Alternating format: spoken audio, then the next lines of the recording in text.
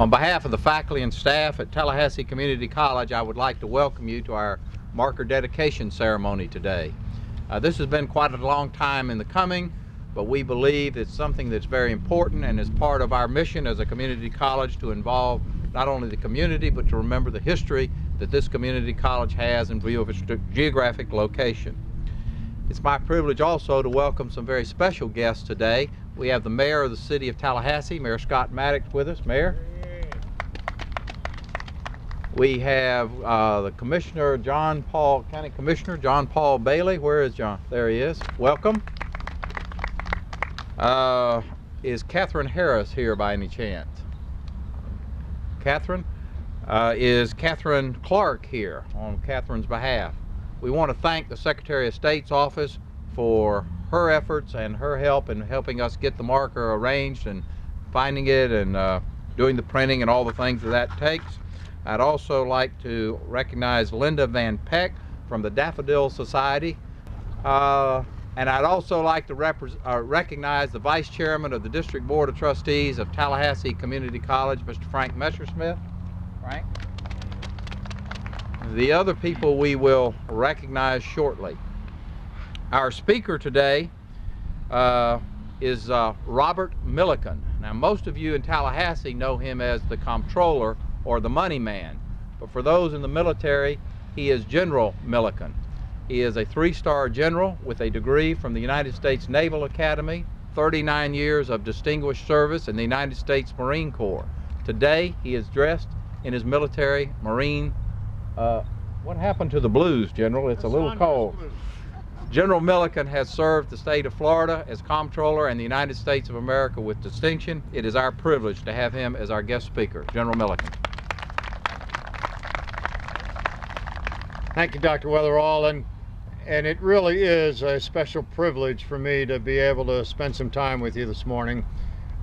I don't think there is anything more important that I can do or that men and women of my generation can do than to try to honor and recognize those men and women that gave us the freedom that we so much enjoy today.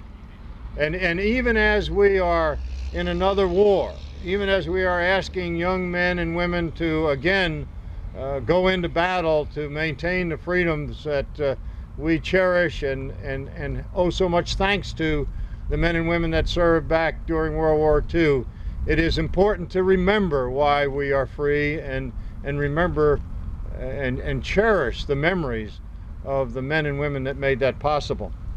I include men like, obviously, Commander Dale Mabry, who served in World War I, was an observer, artillery observer in tethered balloons, which I can't imagine anything more challenging than to be hoisted into the sky, visible to everyone in a balloon tethered to the ground with no mobility. And I believe a parachute to get out if your balloon was blown away, and many of them were. But he was a hero in World War I. And I think, as you all know, he died at the controls of a lighter-than-air dirigible. And as a result of that horrific incident, this airfield was named for Commander Dale Mabry. But there are many, many others. I met one this morning, Mr. Shepard, who I happened to meet as he was coming in, who for 5 years provided the mail here at the Camp Mabry.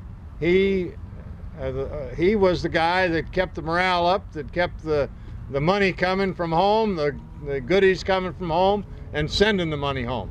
And so there are so many people that have done so much for this particular airfield and the contribution that it made during World War II.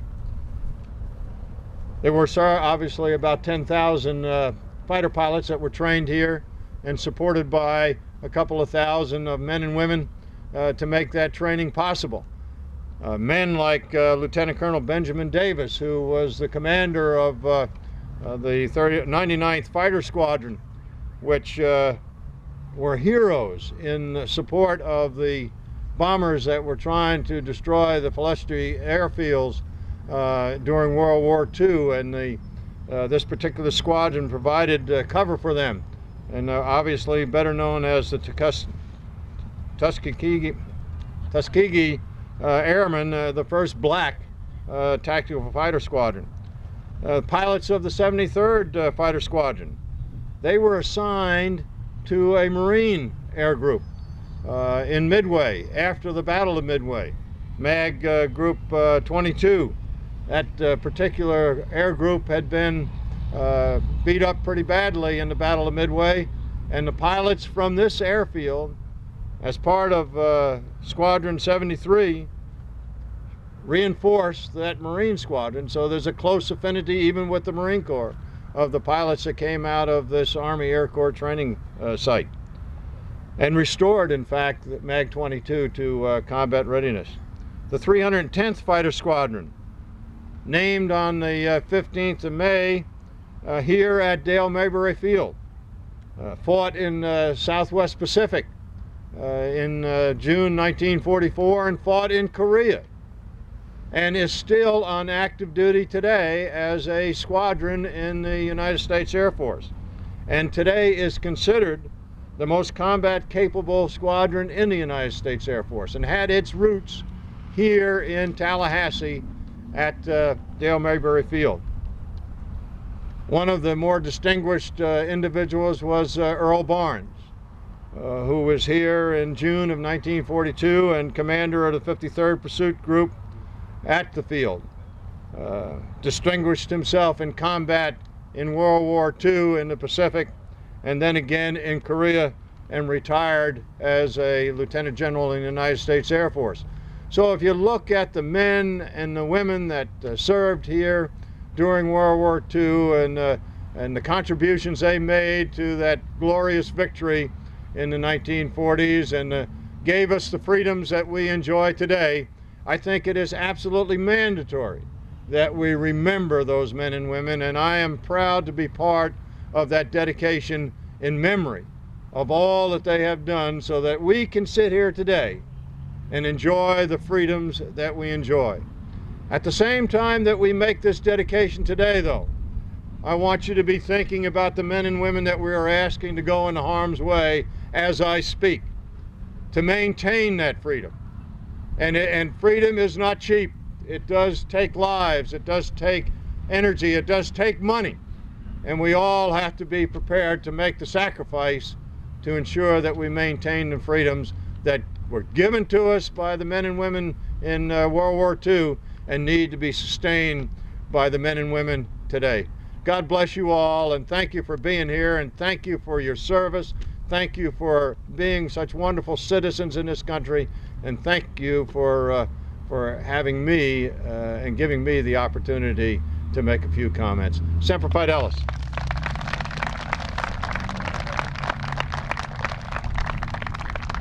Thank you, General Milligan. We are very proud to have you here and part of the dedication ceremony. And in these times of economic peril that we have, it's not a better thought to have someone like him at the helm of the economic ship of Florida.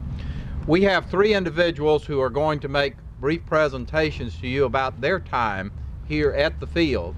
The first of those is Mallory Horne. Mallory is old-time Tallahassee.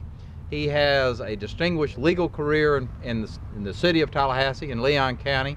He is the only person in the history of the state of Florida, matter of fact, the only person in the history of America, matter of fact, the only person in the history of the world who has served as President of the Florida Senate and Speaker of the Florida House of Representatives. That all began with his transfer to Tallahassee in what was considered some of the most perilous duty of his time. He and 250 other men had to show up in Tallahassee at Florida State College for Women of 5,000 women and protect them from all the terrors of World War II. Mallory? Thank you very much, TK. We pause for a moment in our busy ways to tribute a part of our local and national history. While I'm in tribute mode, I want to say of our speaker that I've watched government for a number of years, more than I care to admit. And I have to tell you, he's been a breath of fresh air in the cabinet of Florida, and in my judgment, one of the best that's ever served there. Very briefly, Dale Mabry has served some important roles in our community and in our country. I want to mention two that haven't been elaborated on by our distinguished speaker. First of all, our far-thinking city commissioners in 1929, before aviation was more than just a struggling new oddity, bought Dale Mabry Field, dedicated it to Commander Dale Mabry, and commercial aviation began there. And during the years that followed, National Airlines and Eastern Airlines, now extinct, flew commercially out of here. And in 1939, long time before Pearl Harbor, it was selected as one of the very first, if not the first, fighter training base in America. President Roosevelt obviously knew of the impending war and had the wisdom to begin to train fighter pilots here. And you know, I remember as a senior in high school, I lived right over here, riding my bicycle on Tennessee Street. It stopped being paved somewhere along here, and a P-39 off of Dale Mabry Field over me when he lost his engine. It was a Chinese pilot, which epitomized the internationalism of Dale Mabry Field. And he crashed, 25 yards from me, and he had already rolled his canopy back. And I dashed over to try to pull him out of there, and his head had hit the gunnery sight and bashed his brains in. He went through some remarkable ceremony with a smile on his face and died there in front of me. I later was to be assigned here myself as a fighter pilot. And then, as TK fondly remarked, this base also served as the emerging experiment in coeducation. It was tough duty. I had to go to law school to get my grade point average up. But I am so pleased that TK Weatherall has been willing to dedicate, as a part of his campus, a little bit of a recognition of the role that Dale Mabry served for all of us. And I'm proud to have been here today and proud to have been here then. And I thank you all for your commitment. Have a day.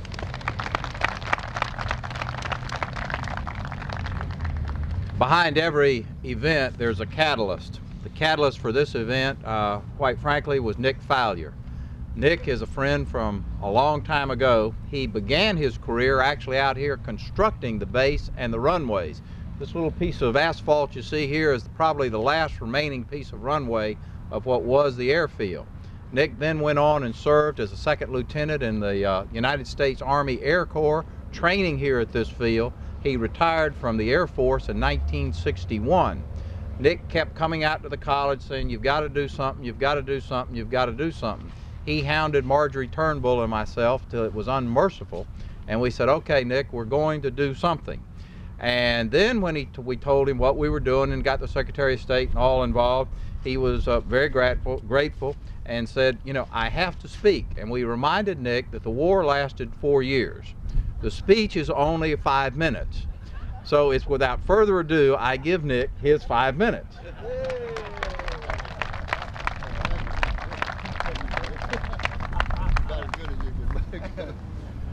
I'm glad we got a forewarning of how long I can flap my lips, and I was sitting here looking at everybody, and at the field in 1941 and before, I was so excited about flying, always wanted to fly.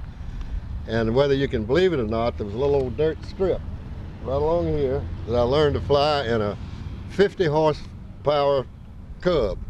I thought was one of the greatest flying machines there ever was. That was the early part of 41, and then whenever I graduated midterm of 41 and got to work at Dale Mabry, and I wound up, of all things, being a camouflage expert on the field and helping build it. And it's amazing that nobody hardly knows where the place is, but ironically, right almost in the intersection, right over in front of the fire station, is when I soloed in a 2,000 horsepower Thunderbolt. I'll never forget that day as long as I live. That was December the 9th of 1942. And it has a lot of memories. Be careful, Mel, I might overrun the extended part. But I just tried for years and has finally been successful through the generosity and the effortless work of Jim Nash and what's his name right here to get something established from it. To, you know, when you fly with a bunch of guys, you train with a bunch of guys. All of the military men know the camaraderie and the closeness that we get together with each other. We bind tighter than brothers. And we go overseas, and people never forget it. For years, when I was president of my squadron nationwide for 5 years, people asked me, well, what kind of a memorial have you got at Old Dale Mabry where we trained?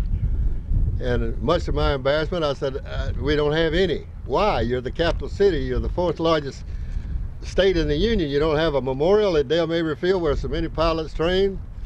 And sadly, up to now, I had to tell them no, that we didn't have one. And kind of coming and bringing things to a close, I want to thank all of you for being here, and it's so nice to see all my old friends, always is. And fortunately, I'm going to be able to go over to Valdosta and help dedicate and start the 39th Fighter Squadron, which I was in overseas in Valdosta, which is going to be great. We're going to have a big reunion over there. Like I say, I want to give special thanks to TK, buddy, Jim.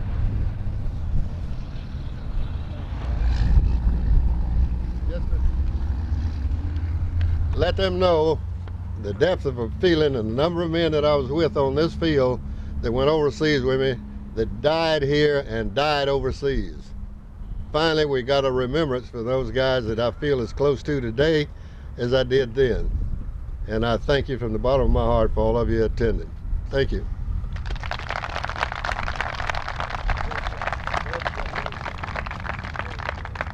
Nick thinks his job is complete, but it isn't. One of the things that we have reserved is a spot right out here for a replica of a training aircraft that worked at this field. Nick is in search of that particular aircraft. When it is found, it will be placed here on this corner.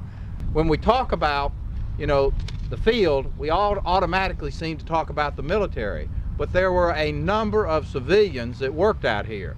Obviously, you know, Mr. Horne reminded me of that, and he made sure that most of those people worked here. The first person hired at the field was by Colonel Jacob Weiss, I believe I pronounced that right. He hired a lady named Alice Smith Ragsdale. Alice was 18 years old at the time. She came out here and started to work for the colonel as his assistant, and continued in state government for 39 more years, serving 7 different governors, ranging from Governor Collins to Governor Martinez. We have a privilege today of having Alice here. Alice, let the fire trucks get going.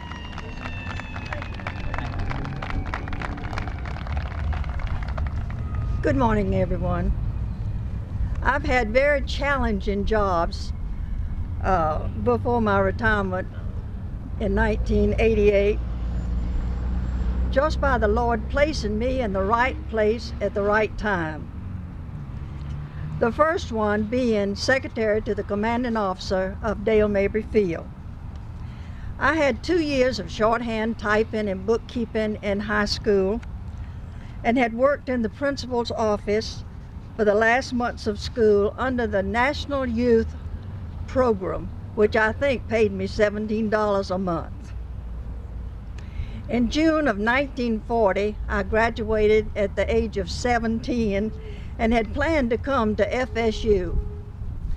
But after graduating, my principal advised me, since he knew that my father had just died the year before, that I could come to Tallahassee and live with my sister who worked for the state government and go to Lively and finish my secretarial courses, and then I could work my way through college with just very little help from my family. This I did, and I became the secretary to that principal after passing the merit system and the civil service exams. And then Colonel Jacob W.S. Weiss came to the school and asked Mrs. Messer if there was a student who would come out and help him until he could hire her when he took over the base. I went out, and I think I was still paid $17 a month under that NYA program. When I went out, and later on, he told me, he said, "I thought you were 21 years old. You were very poised." I don't think I told him how terrified I was. I had never seen a West Pointer, and I didn't know the difference from quartermaster to Air Corps Supply. It was truly a marvelous learning experience. Colonel Wiest was such a fine man. He took care of all the small details on the base. He handled his officers real well, and even though he could be real stern with them, he was very patient and kind to me. Mrs. Wiest would send beautiful flowers, and I would have a good time arranging them in our office. My first job for him was coloring maps and then compiling all the information which I gave to the officers when they first came on the base. We were housed in 2 rooms, 12 by 24. Later we were moved into the headquarters in a nice office. I was always placed in the office with him because he was very protective of me. At first, before the other women came, he would take me out on the field with him, and I could take notes. Later, when I went back to Quincy, one of the merchants asked me, he said, "Alice, why was the FBI over here checking you out?" The colonel met with the president of the university to work out plans for the men of the base to meet with the women of the college. Buses were sent in so that they could come out to dances. After the officers' club had been completed, he told me one day he didn't think all the young officers were standing around to see him, that I should pick out one that I liked the best and come on out to the club. I told him I was from a small town and I was a little hesitant, but he said, "Now, Miss Smith, these are young men right out of college that are going to be fine officers, but you just take your pick there and come on out." The mess hall would pack baskets of food for the officers in BOQ, and about 6 or 8 couples of us would go down to the beach or to Wakulla Springs on Sunday. Later, some of my friends married these dates, and 2 of my friends were in my wedding. The colonel's driver sang at my wedding. One of the most exciting experiences that I had was my first flight over Lake Jackson. No, it wasn't a P-40. It was just a private plane. After the attack on Pearl Harbor, we would have drills using the gas mask. We'd run out on the field, and then later we were placed in cars and we would be hurriedly driven out of the base to go to other parts of the city. There began a lot of activity on the base when the barracks were filled and the P-40 pilots came and began their training by flying over targets off of Alligator Point. The Chinese pilots arrived, and some of those were killed. And I've learned from Betty this morning that there were about 48 in the squadron and only 39 graduated. She can tell you more about that part because she was over in the hangar. Colonel Wiest asked us to dance with the Chinese officers, and we did, and we tried to be very friendly, and so did they. The officers began being transferred, main pilots, to the Panama Canal Zone, and then later to England. Fortunately, I never knew of any officer that was killed nor injured. Colonel Wiest retired after 2 years, and during his retirement banquet, making his welfare speech, he looked down at the side table and said, "And you know, Miss Smith has been second in command from the first of the base." I blushed so that everybody just started laughing. He and Mrs. Wiest retired in Orlando, and my husband and I later went to see them. I worked a few months for Colonel James F. Doherty, the second commander of the base, before leaving to marry a Tallahassee resident who was a Marine. The older Air Force officers really teased me about this, but then that's another story. And now I've just remembered that after the base was closed, my second daughter was married at Dale Mabry Field Hospital. Thank you. Thank you very much. What I would like to do is ask the speakers to join me and our distinguished guests. Commissioner Radcliffe has arrived, Commissioner Bailey, Mayor Maddox. We will unveil the plaque, and then I'll have a couple of closing remarks if you'll just remain seated for a moment. Mallory, grab that